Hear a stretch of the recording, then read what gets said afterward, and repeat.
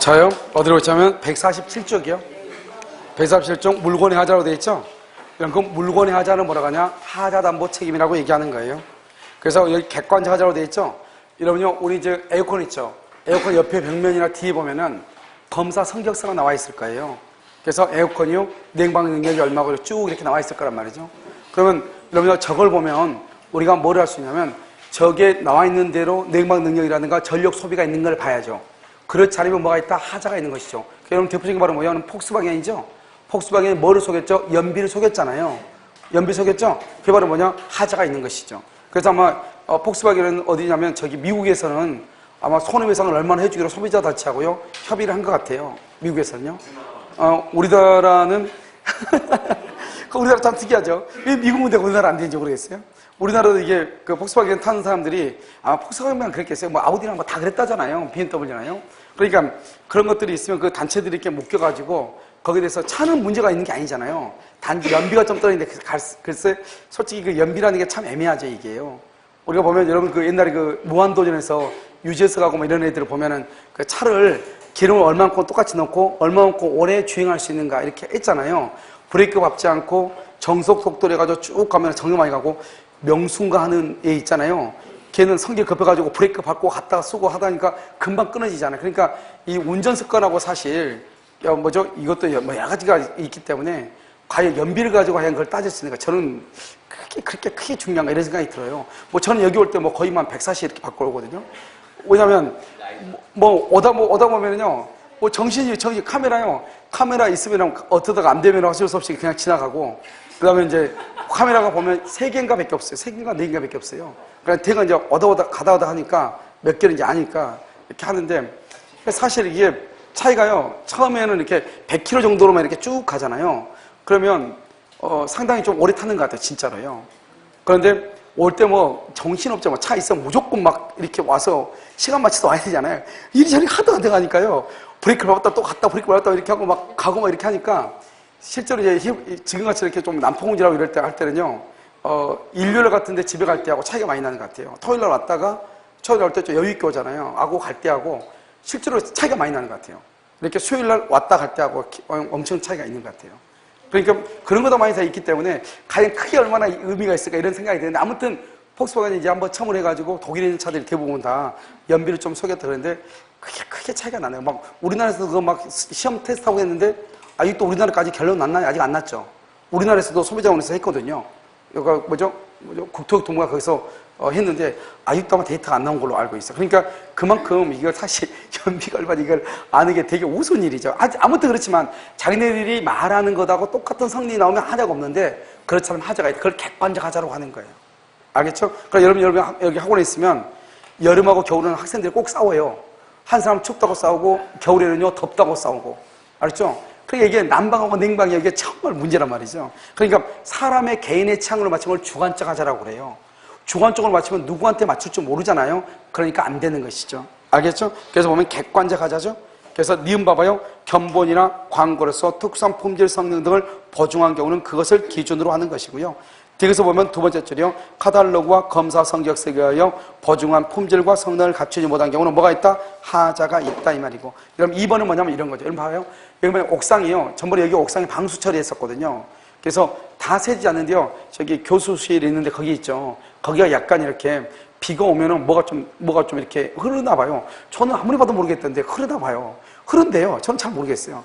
제가 어느 정도 좀 이렇게 눈썰미 먹고 그러냐면 맨 처음에 여기 밑에 그 정수기 밑에 뭐가 있었죠? 전선이 깔려 있었죠. 그래서 전선 그게 사람들이 받고 다니까 도저히 안 되겠어요. 못으로 뭐 박는 거 있죠. 이렇게 쿵쿵 박고 이렇게 해가지고 선 고정한 게 있잖아요. 그걸 사야 되겠다 마음을 그렇게 먹었는데 어떻게 하다 보면 갈 수가 없어요. 한 번은 그 창량하우스인가 다이소인가 거기를 가서 그걸 샀어요. 사서 빨리 가져야 되는데 그걸 타에다 놓고 또 계속 내린 거예요. 한참 있다 와가지고 했는데요. 우리 그런 선 없다는 거예요. 이미 공사를 다시 해가지고요. 선을 이미 다른 데다 가져간 거예요. 나는 그거 모르고 다시 가져온 거예요, 그걸요. 그러니까 이게 이제 우리가 보면 하자라고 하는 것은 뭐냐. 이렇게 옥상에서 만약에 이렇게 크랙이 있어가지고 이렇게 비가 새잖아요. 그럼 여기만 크랙이 있는 거 아니잖아요. 그 밑에 여기 벽을 타고 나르니까 여기까지 하자가 있는 거잖아요. 이것을 확대손해라고 얘기하는 거예요. 이걸 확대손해. 무슨 말인지 알겠죠? 그러니까 확대손해가 있으면 어떻게 돼요? 2번에요. 두 번째 줄이요. 그러한 확대손해에 대해서 하자에 대해서 의무 위반이 있어야 돼요. 거기에 대해서 뭐가 있어야 돼요? 귀책사유 잘못이 있어야 돼요. 무슨 말이겠죠?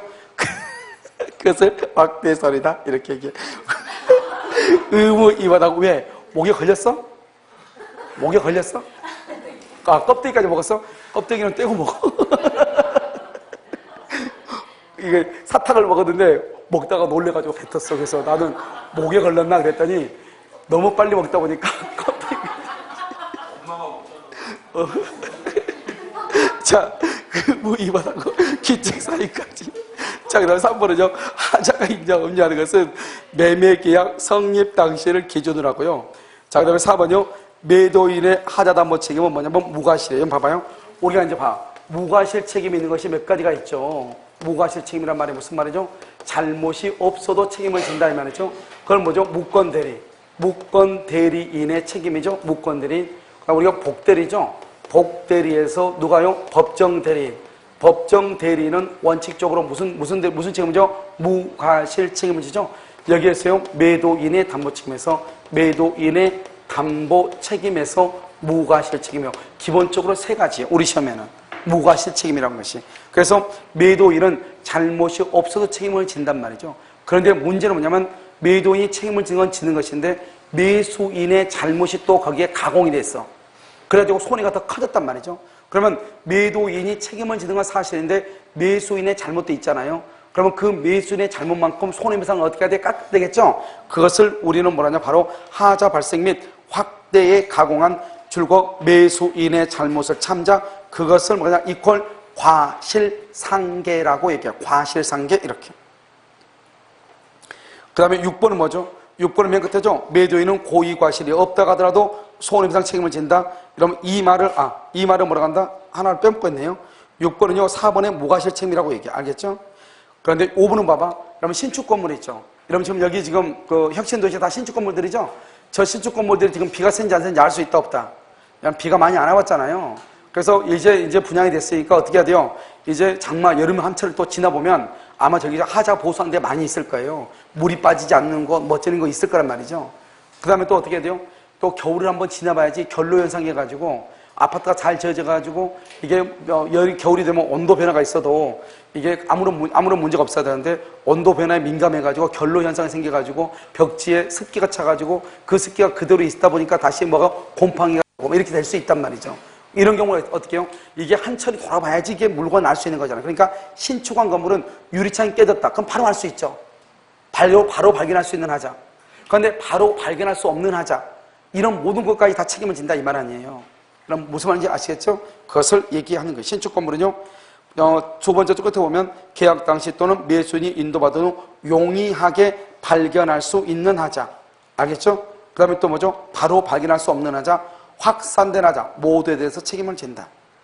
그 다음에 우리가 물권의 하자는요. 우리가 권리는 하자는 뭐죠? 매수인은 선이냐 악이냐만 따지죠. 그런데 물권의 하자는 뭐를 따져? 선의 플러스 무과실을 따지죠. 선의 플러스 무과실. 안 날로부터 몇 개월? 6개월이고요.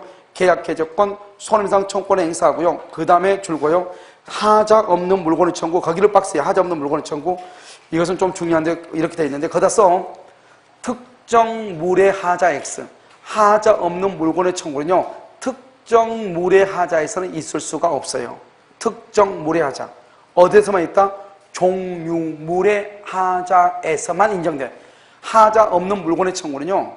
하자 없는 물건의 청구 완전물 급부 청구라고 하는 것이거든요. 완전물 급부 청구. 이 완전물 급부 청구 하자 없는 물건의 청구라고 하는 것은 종류물을 하자만 있고 특정 물의 하자에는 있다 없다? 없다. 그 말이 아주 중요하단 말이죠.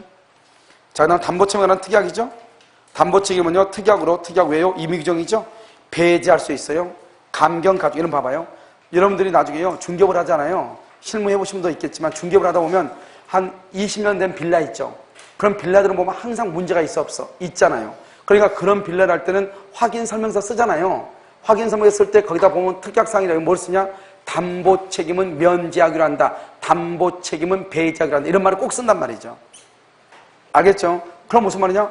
나중에 집을 사고 팔고 난 다음에요. 건물 비가 샌다 할지라도 하자 담보, 하자 보수를 청구할 수 있다 없다? 없다 이 말이죠. 그런데 문제는 뭐죠?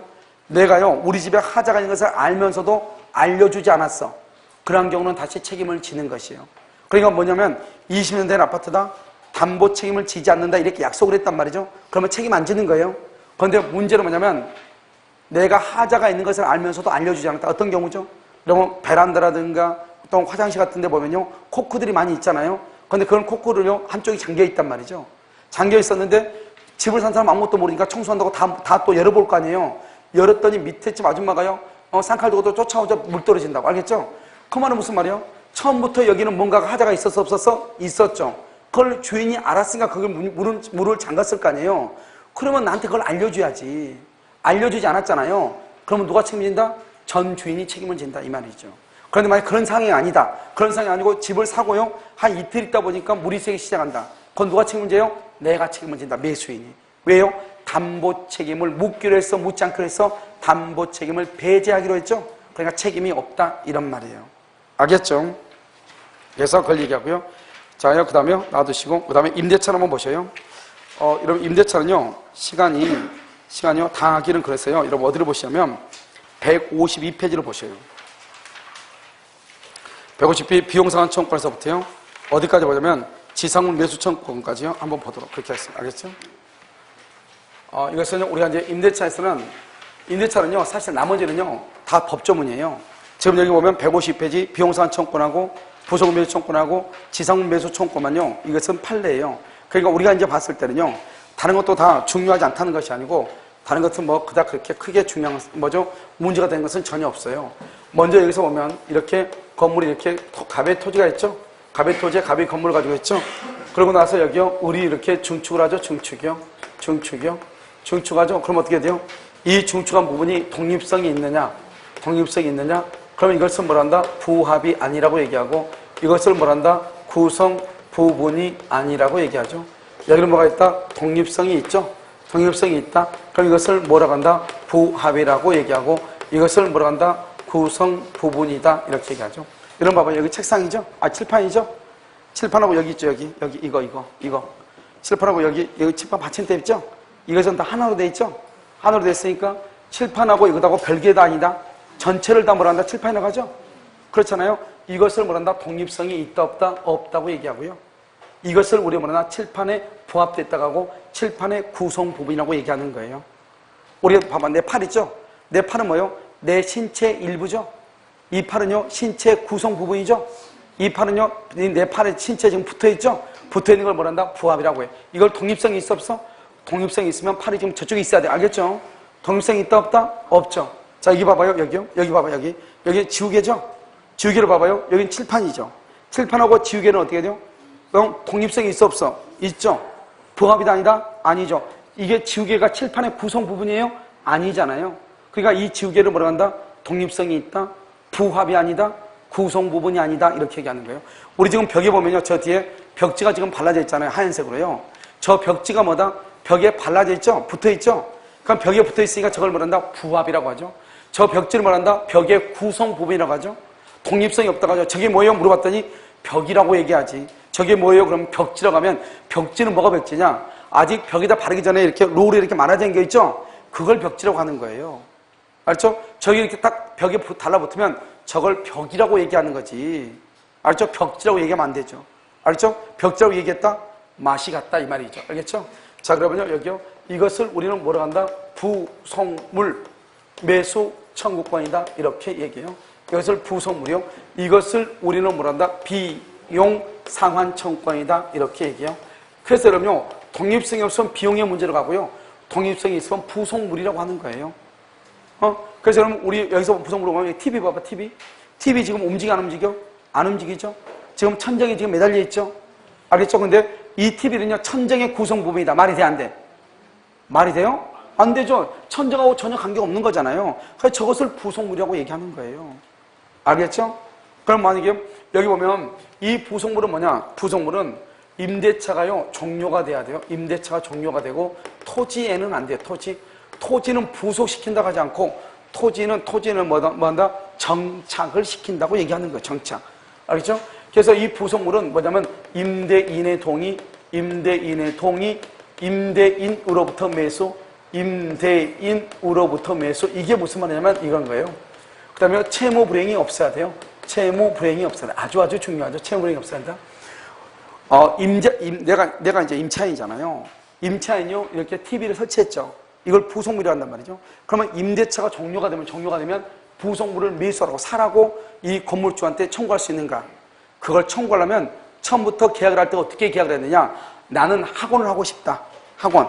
그런데 내가 여기다 학원을 하려면 TV를 설치를 해야 되는데 이 TV를 설치를 해놓을 테니까 그러면 당신이 이걸 사겠느냐? 물어봐야지.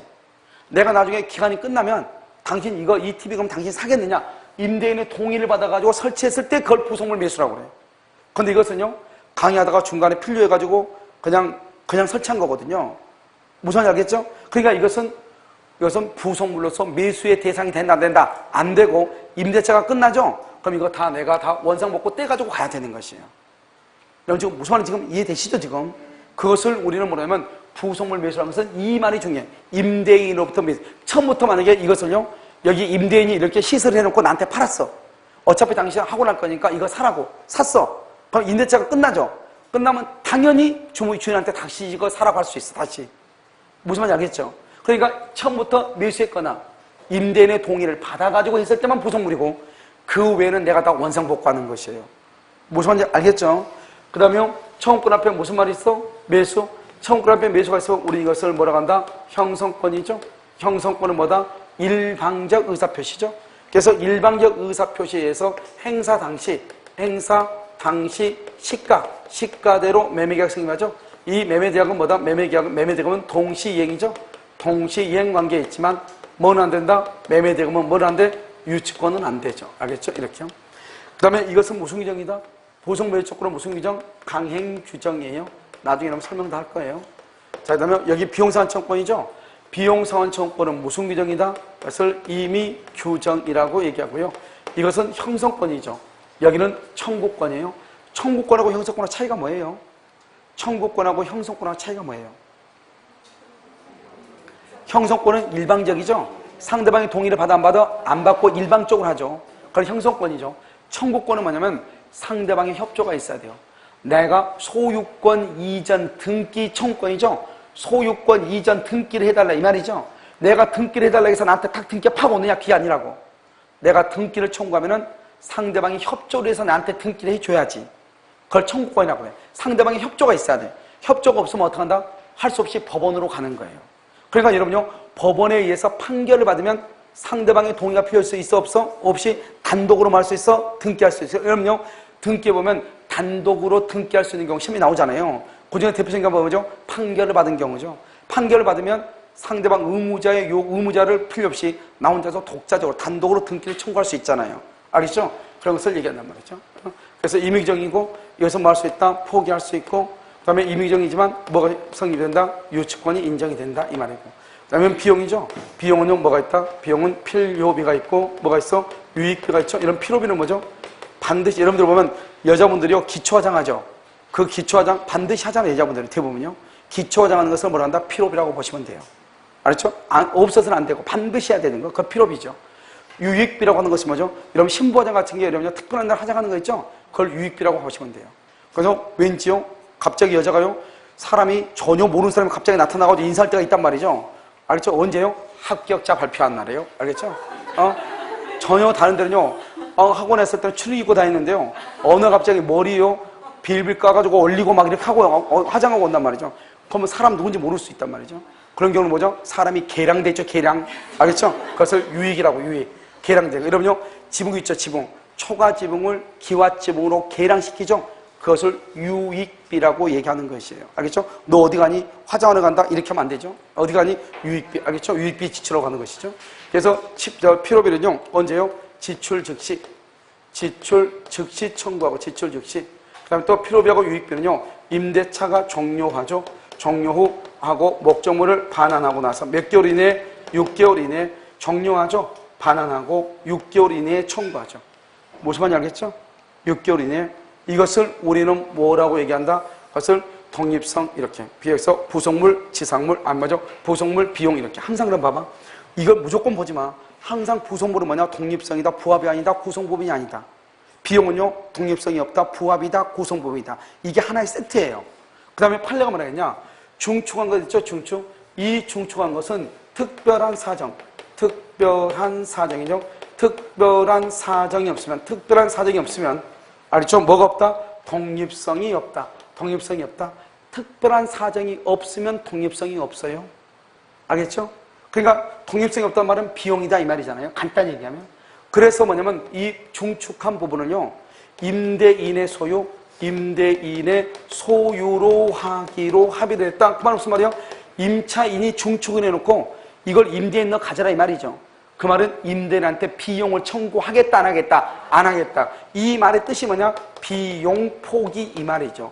그런데 비용에 대해서는 무슨 규정이다? 임의 규정이죠. 그러니까 포기할 수 있어 없어? 있죠. 그러니까 유효이다 무효이다? 유효이고, 비용을 포기하면 유치권이 된다 안 된다? 안 되죠. 이거 한 세트.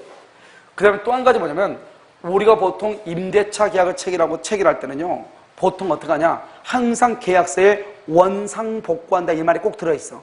저도 여기 계약을 할 때요, 원상으로 복구한다 이렇게 했거든요. 왜냐면 원래는 여기가 칸이 하나만 있었을 거예요. 여기 중간에 여기 있죠. 여기가 칸이 하나만 있었거든요. 칸막이가요 하나만 있었단 말이에요.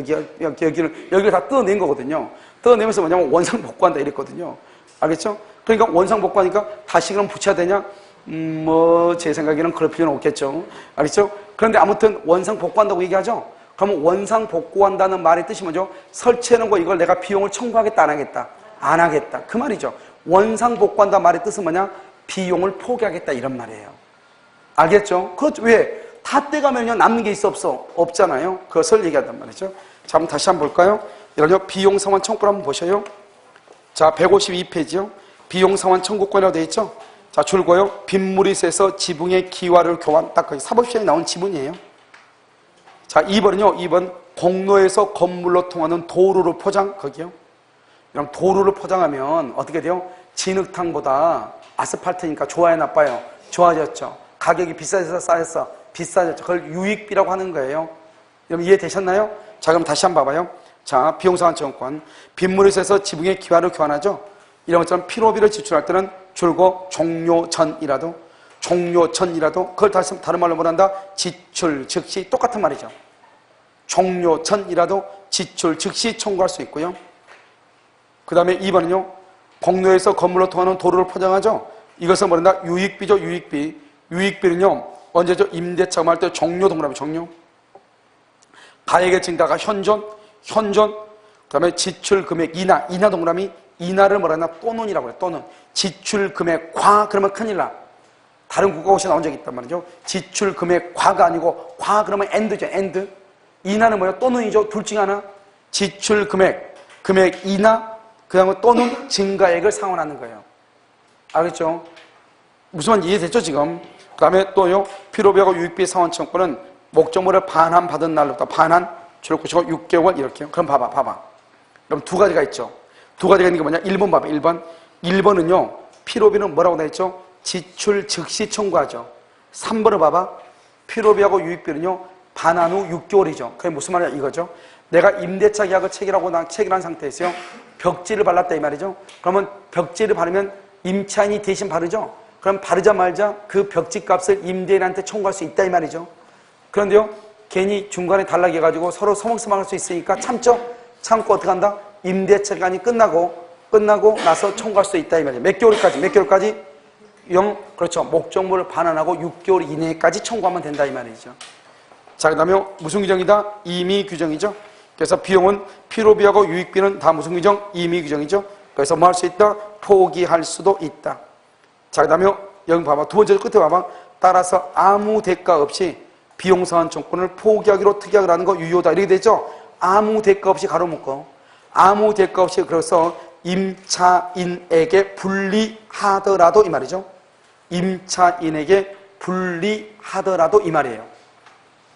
그 다음 맨 끝에 세 번째로 맨 끝에 유효 동그라미 유효. 이것을 임의규정이라고 그래요. 그럼 임의규정은요. 당사자 간의 합의가 임차인한테 불리하더라도 유효인 것을 임의규정이라고 그래. 만약에 임차인한테 불리하면 무효다, 무효. 우린 것을 뭐라고 그래? 강행규정이라고 얘기해. 이해됐나요, 지금? 자, 그 다음에 니은 임대차가 종료하죠?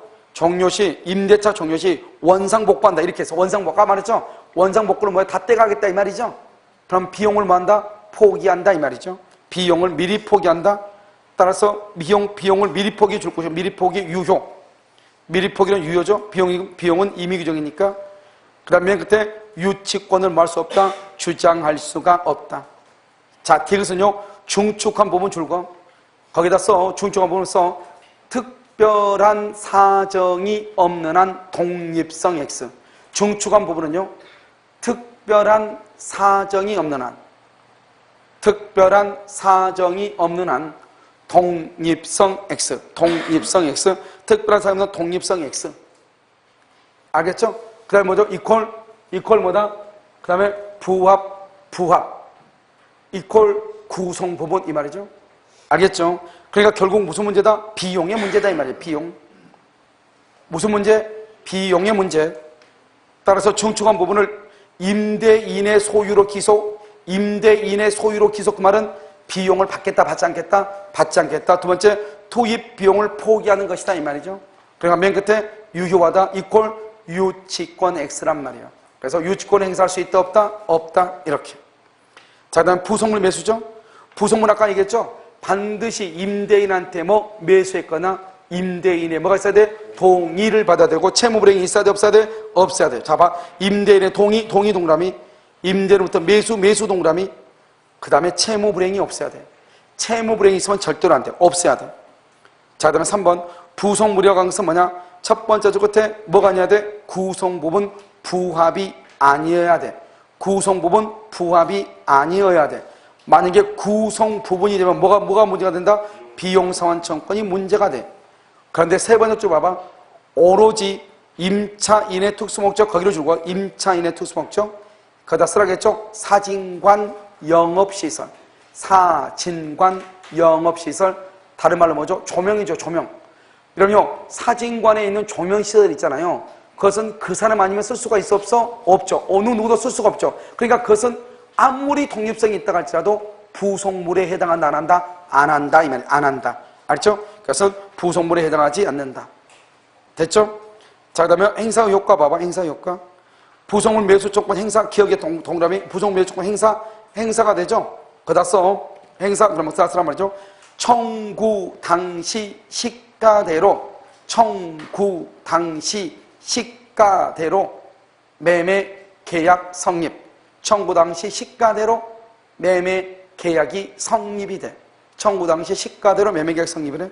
그래서 임차물에 반환 의무와 그 다음에 대금의 지급 의무는 무슨 관계다? 동시이행. 니은 봐봐. 부속물 매수 대금이죠. 이런 봐봐 여기. 이런 유치권에서 요즘 가장 중요한 게 뭐라고 했죠? 권리금 유치권 된다 안 된다? 안 되죠. 매매 대금 유치권 된다 안 된다? 안 돼. 매매 대금. 그러니까요, 부속물 매수 대금이란 말이 뜻이 뭐죠? 매매 대금이란 말이죠. 그러니까 유치권이 된다 안 된다? 안 된다. 이것도 아주 시험에 잘 나와. 일시 사용이 뭐예요? 모텔에 들어가서 2, 3일 잠자는 거. 그럼 모텔에 들어갔더니 내 에어컨이 시원찮아요? 그러니까 3일 동안 머무를 건데요. 벽걸이 에어컨을, 천정의 에어컨을 신청했다. 말이 된다 안 된다? 안 되잖아요. 그러니까 일시 사용을 위한 임대차에서는 부속물 매수란 말이 나와 안 나와? 안 나와. 안 나온다 이 말이죠. 부속 매수가. 알겠죠? 자, 그 다음에 니을은요. 임차인의 지위가 적법하게 전전승계 줄고, 적법하게 전전승계, 그것을 동의 있는 전대차 이렇게. 동의 있는 전대차라고 얘기해. 동의 있는 전대차. 적법하게 전전승계되죠? 그럼 어때요? 현재의 임차인 전차인은 부속물 매수를 청구할 수 있어요. 5번 이 말이 중요하죠? 차임을 파격적으로 저렴하게 해. 무슨 말이냐? 다른 집은 월세가 100만 원인데 10만 원만 받아. 그러고 나서 임대차 계약이 끝나면 부속물 매수 청구하지 말고 다 철거해 가라. 이렇게 했단 말이죠. 그렇게 하면 할 수 있는가 하면 되는가 안 되는가? 된다 이 말이죠. 왜요? 우리가 편면적 강행 규정이라고 하는 말의 뜻이 뭐죠? 법에 규정되는 것보다 임차인한테 불리하면 무효, 임차인한테 유리하면 유효란 말이죠. 그런데 차임을 파격적으로 저렴하게 한다는 말의 뜻은 원래 월세가 100만 원인데 10만 원만 받고 2년 뒤에 다 철거해 가라 이 말이잖아요. 그러면 임차인한테는 유리하다 불리하다? 유리하죠. 그러니까 부속물 매수 청구는 설령 포기한다고 할지라도 유효이다 무효이다? 유효이다. 따라서 무효라고 할 수 없다. 파격적으로 저렴 줄 것이고 이퀄 임차인에게 유리 이 말이죠. 그것을 임차인에게 유리하다 이렇게 얘기하는 거예요. 그 다음에 원래 여러분요 지상물 매수 청구는요 임대차가 만료동그라미 만료돼야 되고요 부속물하고 유익비는 종료가 돼야 돼요. 이런 만료하고 종료하고 차이가 뭐예요? 만료하고 종료하고 차이가 뭐예요? 임대차가 종료가 되죠? 임대차가 이러면 종료하려면 어떻게 해야 돼요? 전속기간이 만료가 돼야 돼요. 그러니까 임차권을 포기해야 돼요. 그 다음에 해지해야 돼요. 해지해야 돼요. 소멸 청구해야 돼요. 소멸 청구해야 돼요. 이런 경우로 종료가 다 된단 말이죠. 그러니까 만료는 종료의 하나의 형태에 불과하죠. 한 가지. 그러니까 종료하고 만료가 100% 같은 말은 아니단 말이에요. 그런데 이건 지금 감정평가사 시험에 나온 거예요. 이건 지상물 매수 청구는 만료, 그 다음에 부속 매수 청구는 종료. 이게 감정평가사 시험에 나온 건데요.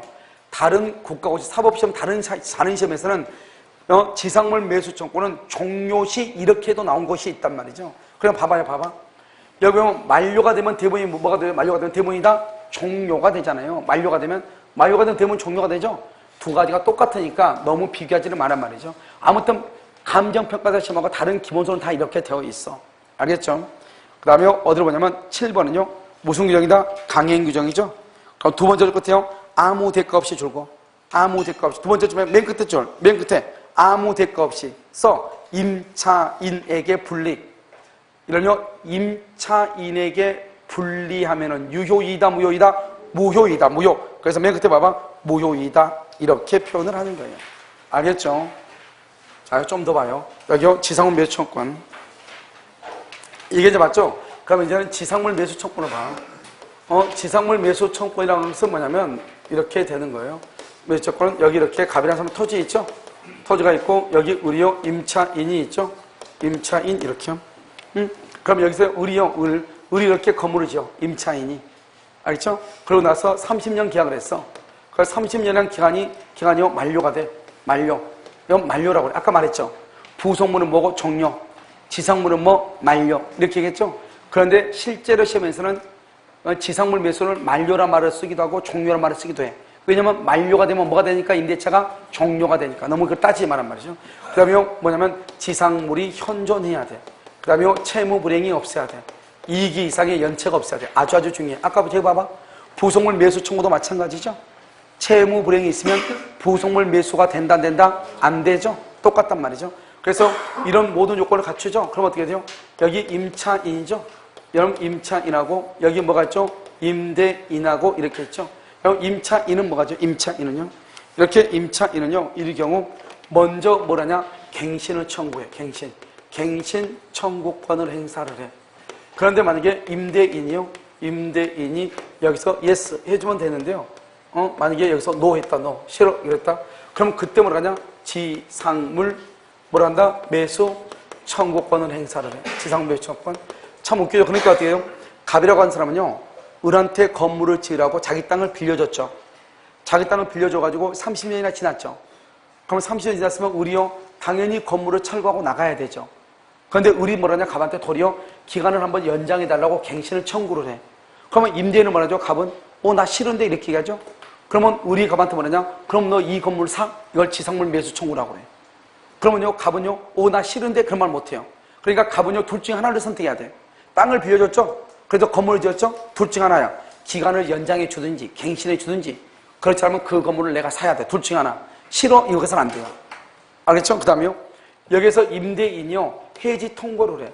그러면 해지 통고를 했단 말은 무슨 말이죠? 너 나가 이 말이죠. 너 나가 그러면 갱신해준다 안 해준다? 안 해준다는 말이죠.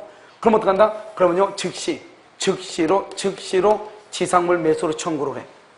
즉시. 알겠죠? 그럼 여기는 지상물 매수 청구권이죠. 청구권 앞에 무슨 말 있죠? 매수란 말 있죠? 청구권이란 말 앞에 매수다, 분할이다, 증감이다, 소멸이라고 하는 말이 있으면 우린 것을 뭐라 한다? 형성권이죠. 그러니까 지상매수청권이죠. 우린 것을 형성권이다 이렇게 얘기하고, 형성권은 뭐다? 일방적 의사표시다 이렇게 얘기하고, 이 일방적 의사표시에 의해서 청구 당시 시가대로 매매계약이 성립해. 그럼 여기서 보면 형성권이죠. 그 다음에 일방적이죠. 일방적이란 말은 무슨 말이다? 임대인의 뭐가 필요 없어? 동의가 필요가 없다 이 말이죠. 그러면 청구 당시 시가죠. 이때의 시가는 뭐냐? 첫 번째, 신축할 때 들어가는 신축 비용 포함하지 않고, 철거할 때 드는 철거 비용 포함하지 않고, 영업이익, 영업이익 같은 거, 우리 한 곳에서 30년간 만약에 음식점을 했으면 얼마나 많은 사람들한테 알려졌고 전국 맛집이라고 소문이 났을 거 아니에요. 그러든지 말든지 영업이익, 권리금은 포함하지 않아요. 알겠죠? 그 다음에 뭐냐면 여기가 저당권 있죠. 저당권이 있다. 그러면 저당권의 피담보 채권이 있죠. 이 피담보 채권을 공제한다 안 한다? 안 하죠. 여기서 이제 나오죠 여러분요. 우리가 이거 매매죠. 매매. 청구 당시 시가대로 뭐가냐? 매매 계약이 성립하죠. 매매 계약이 체결되죠. 매매 계약이. 우리 매매 계약 체결되면 어떻게 돼요? 잔대금 지급 의무와 그 다음에 소유권 이전 등기는 무슨 관계다? 동시이행이죠. 그런데 이 건물에 만약에 저당권이 있다. 그럼 어떻게 돼? 저당권 말소 플러스 소유권 이전 등기가 잔금하고 무슨 관계다? 동시이행이잖아요. 그러니까 어떻게 하냐? 저당권 등기가 있다고 해서 채권을 공제할 필요가 없죠. 어떻게 돼요? 임차인 의뢰요. 저 건물에 있는 저당권 등기를 말소할 때까지 임대인 값은 대금을 지급한다 안 한다? 안 하면 되는 거거든요. 무슨 관계니까? 동시이행관계. 여기 이 매매대금에서는 이 시가에 대해서는 뭐는 안 된다? 유치권이 된다 안 된다? 유치권은 안 되죠. 뭐는 돼도 동시이행관계는 돼도 유치권은 안 되죠. 자, 그 다음에 이것은 지상물 매수청구는 이것은 무슨 규정이냐? 강행규정이죠. 강행규정은 임차인한테 불리하면 안 된다고 그랬죠. 그러면 만약에 갑의 토지예요. 을이 건물을 건축한다고 그래. 그러면 을이 갑이라고 하는 사람이 허락을 한다 안 한다? 안 하죠. 안 하니까 뭐라 하냐? 보통 뭐라 하냐? 을이 뭐라 하냐? 을이 뭐라 하냐? 기간이 만료가 되면 내가 건물을 철거하겠다. 저 건물을 철거하겠다. 건물을 당신한테 주겠다. 건물을 포기하겠다. 이런 약속을 하죠. 이런 약정을 한단 말이에요. 이런 약정을 하죠. 이런 약정은 유효이다, 무효이다? 무효이다 이 말이죠. 왜요? 이렇게 건물을 철거나 그러면은 임차인한테는 유리하다, 불리하다? 불리하죠, 불리. 그래서 그것은 무효가 되는 것이에요. 그 다음에 여기에 나와 있는 이 지상물의 양성은 어떤 것이냐? 지상물은요. 이때의 지상물은 뭐냐? 첫 번째, 무허가 건물에도 관계없다. 무허가든 미등기 건물이든 관계없어. 무조건 먼저 갱신해달라고 했는데 안 해주죠? 그럼 무조건 매도인한테 사라고 할 수 있어. 무허가 미등기 건물이라고 할지라도 관계가 없어. 자, 두 번째는요. 우리가 부속물 매수는 반드시 임대인의 뭐가 있어야 돼? 동의가 있어야 되죠. 그런데 여기는요. 임대인의 동의를 불문해. 안 따져. 그 다음에 이것은 세 번째요. 30년이 지났으면 얼마나 건물이 낡았겠어요. 알겠죠? 그러니까 경제적 가치가 있다 없다? 경제적 가치를 불문해. 그 다음에 네 번째요. 그 다음에 임대인에게 소용 여부를 불문해. 임대인한테 소용이 있냐 없냐? 따져 안 따져? 안 따져. 그런 것들을 다 불문해. 임대인한테 소용이 있느냐 없느냐? 그런 것을 따지지 않아요. 무슨 말인지 알겠죠? 그래서 이런 것들을 다 봤어요. 이건 무조건 되고. 그 다음에 다섯 번째는 뭐냐면 저 건물이 갑이라고 하는 사람의 땅하고 여기가 X라는 사람의 땅하고 걸쳐서 건물이 이렇게 있어. 왜냐면 땅이 너무 적어가지고. 그러니까 원래 여기까지가 갑의 땅이고 여기까지는 X 땅이에요. 땅을 같이 빌려서 건물을 지었어. 이런 경우는 어떻게 할 것인가? 이런 경우는 갑한테 이걸 다 사라고 할 것인가? 그건 안 되죠. 그건 안 되냐? 여러분, 우리 학원 보면 복도 있죠? 복도를 기준해서 여기 옆에가 뭐가 있죠? 원룸이 2개 있죠? 바로 여기 옆에 여자들 화장실 들어가는 데죠? 그거 원룸이잖아요. 거기 원룸 있고, 여기 이렇게 했죠? 그리고 중간에 이렇게 나눠가지고, 이렇게 복도로 나눠가지고, 이건 원룸이고, 여기는 강실이죠? 저기 보면, 이렇게 나눌 수가 있으면 이 부분만 매수하라고 청구할 수 있어. 그런데 만약에 나눌 수가 없죠? 그러면 이 건물 전부를 매수하라고 청구가 된다, 안 된다? 안 돼. 이건 안 돼. 이거 안 돼. 전부를 매수하라고. 알겠죠? 이게 중요해. 이게 지상물 매수 청구예요. 이게요, 작년하고 재작년하고 연속 2년, 24, 25에 26에 연속 2년 나왔어요. 알겠죠? 그래서 올해는요, 아주 중요하게 하지만 나오기는 좀 지상물 매수 청구권 이 독자적으로 나오기는 좀 무리가 아닐까 이런 생각이 들어요. 그런데 어떻게 나올 수 있어요? 지문으로는 나올 수 있죠. 지문. 무슨 말인지 알겠죠? 그래서 연속인용 나와가지고 약간 무리는 있어 보여요. 그래서 시험에 나올 가능성은 훨씬 더 많은 거 어디가 더 훨씬 더 많아요? 여기가 훨씬 더 많죠. 여기가 알겠죠? 두 가지를 비교하는 거. 만약에요 이 임차인이요 만약에요 전입신고 등기해가지고 대항력이 있다. 대항력이 있는 상태에서요 토지의 토지자가 여기 X로 바뀌었어. 토지의 소유자가 바뀌었어. 그러면 이 을은요 이 건물을 사라고 누구한테 청구한다? X한테 청구하는 거예요. 뭐가 있을 때? 대항력이 있을 때. 한번 볼까요? 자, 1번요. 건물이죠? 건물 기타. 그렇게 하죠. 여러분, 두 번째 줄 봐봐. 두 번째 줄. 두 번째 줄 기간이 만료 동그라미 만료. 두 번째 줄 기간이 만료. 왜 만료를 까맣게 안 했냐면 말했죠. 뒤에 보면 앞으로 계속 뭐라고 나오냐? 종료란 말이 계속 나올 거예요. 그래서 만료 그렇게 까맣게 놓으면 여러분들 헷갈릴 것 같아서 그냥 안 한 거예요. 알겠죠? 만료 동그라미만 해. 지상시설을 현존하고 몇 기 이상? 2기 이상의 연체가 없어야 돼. 그것을 2기 이상의 연체가 없는 경우 줄고 2기 이상의 연체 그것을 채무불행이라고 그래. 그래서 채무불행이 없는 경우 이 말이죠. 그 다음에 임차인은 계약의 갱신을 청구하고 임대인이 갱신을 원하지 않거나 그 다음에 또 뭐요? 임대인이 뭘 한다? 해지 통고. 해지 통고 옆에 뭐라 놨죠? 갱신 청구권 행사한다 안 한다? 안 한다. 알겠죠? 그럴 때 청구할 수 있다. 그러니까 행사 요건은요. 차임, 연체 등 채무불행이 없어야 돼. 아주 중요해. 채무불행이 있으면 두 가지가 안 돼. 채무불행이 있으면 두 가지. 뭐가 된다? 동시에 부속물 매수청권하고 지상물 매수청권 두 가지가 안 돼요. 그 다음에 이거는요. 지상물 매수청권은 지상물의 소유자가 청구하는 것이고 누구한테 청구하냐? 원칙적으로 임차권이 소멸할 당시 임대인한테 청구하는데요. 두 번째 줄요. 여기는 또 종료 후라고 되어 있죠. 알겠죠? 종료 후 토지가 제3자한테 양도되고 대항력 있는 임차인은 누구한테 청구한다? 양수인 동그라미하고 신소유자에게 행사한다 이 말이죠. 양수인을 뭐라 한다? 신소유자에게 행사한다. 그 다음에 인정범위죠? 봐봐 여기 인정범위는 이걸 얘기해 여기를 얘기해. 여기 쭉 나왔죠? 뭐 경제적 가치가 있냐 없냐 임대인에게 소용이 있는지 없는지 알죠? 그 다음에요 니은은 두 번째 줄요. 임대차 계약 당시 기존 건물이거나 임대인의 동의를 받았는지 안 받았는지 뒤에서는요. 건축 허가를 받지 않는 건물 무허가 건물인지 아닌지 따지지 않고 그다음에 니은은요. 임차인 소유 건물이 임대한 토지 외에도 임차인 또는 제3자 소유 토지 위에 걸쳐서 건립되어 있다. 남의 땅 여기 남의 땅에 걸집되어 있다. 그러면 구분 소유가 되면은 그 부분 그렇지 않으면은 전부에 대해서 뭐 지상물 매수가 된다 안 된다? 안 된다. 전부에 대해서 청구할 수 있다 없다? 없다 이 말이죠. 그래서 그럼요 구분 소유의 개체가 될 수 있는 부분에 한해서 허용된다. 그 옆줄 긋고 건물 전부에 대한 매수 청구 X 건물 전부에 대한 매수 청구 X 이렇게요. 그 다음에 또 한 가지 안 했네요. 한 가지 여기 봐봐.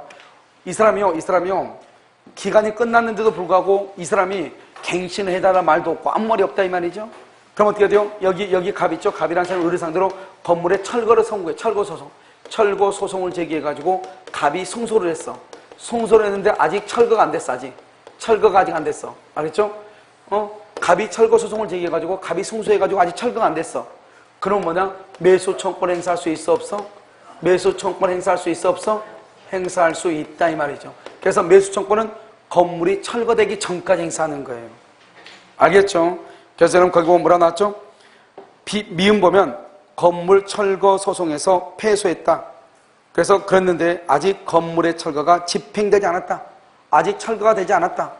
그래도 말 수 있다. 매수 청권을 행사할 수 있다. 행사 효과는 어떡하죠? 봐봐. 행사 효과는 뭐예요? 형성권이죠. 그러니까 제척기간이고 10년이죠. 그 다음에 일방적 의사표시가 임대인의 동의가 필요 없죠. 청구 당시 시가대로 계약이 성립을 하죠. 알죠? 그 말을 봐봐. 행사 효과는요. 형성권이고 그 다음에 임대인은 거절하지 못하죠. 왜 임대인이 거절하지 못한다? 일방적 의사표시니까 그러죠. 일방적. 임대인은 거절을 못해 절대로. 무조건 사야 돼. 니은이죠. 니은. 만약에 근저당권이 설정되어 있다. 그럼 아까 어떻게 한다 그랬죠? 근저당권이 설정되어 있어도 매수청권 행사할 수 있죠? 피담보 채권을 매매대금에서 공제한다 안 한다? 안 한다. 알겠죠? 두 번째 줄 끝에 근저당권의 피담보 채액을 공제한 것을 매수 가격으로 정할 것은 아니다. 공제한다 안 한다? 안 한다 이 말이죠.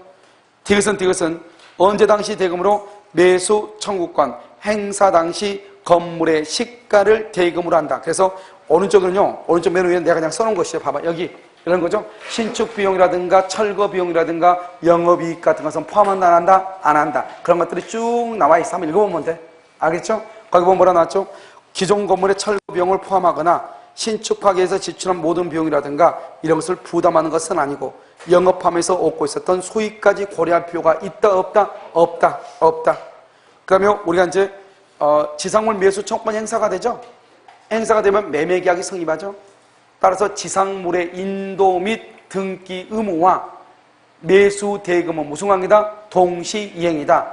하지만 지상물 매수 대금은 매매 대금이죠. 그러니까 뭐는 안 된다? 유치권은 안 된다 이 말이죠. 유치권은 안 된다. 그다음 편면적 강행 규정이라고 되어 있나요? 이건 무슨 말이죠? 여기죠. 보통 임대차가 종료하고 난 다음에 내가 건물을 철거한다. 그 다음에 지상 건물을 포기한다. 이런 약정을 하죠. 이런 약정은 임차인한테는 유리하다, 불리하다, 불리하다, 유효이다, 무효이다, 무효이다. 따라서 니은 봐봐, 니은 건물 철거에 관한 합의가 있더라도 건물 철거에 관한 합의 줄거 봐. 이퀄 임차인에게 불리? 그건 임차인한테 불리하다 이 말이죠. 그러면 임차인한테 불리하죠? 옆줄 긋고 유효이다, 무효이다, 무효이죠. 무효죠. 그러니까 다시 옆에 뭐 할 수 있다? 지상물 매수를 뭐 할 수 있어? 청구할 수 있다 이 말이죠. 그래서 지상물 매수를 청구할 수 있다 이렇게 얘기하는 거예요. 우리가 임대차에서는요, 지금 이 세 가지가요, 지금 부속물 매수 청구권, 비용상환 청구권, 지상물 매수 청구권이 임대차의 70%예요. 알겠죠? 나머지 것들 지금 아는 것들 있잖아요. 이것은요, 뭐 하는데요, 5분도 안 걸려요. 무슨 말인지 알겠죠? 그래서 일단 오늘 여기까지 하고요. 여러분 이번 주 일요일날 12시에 되나요? 12시에요? 그래서 실장님한테 여러분요, 밴드 같은 데 올려가지고요, 공지하도록 그렇게 하겠습니다. 무슨 말인지 알겠죠? 그래서 10시에 오셔도 어차피 밥 먹고 그러면 그게 더 훨씬 더 밥 먹고 졸리고 더 힘든 것 같아요. 알겠죠?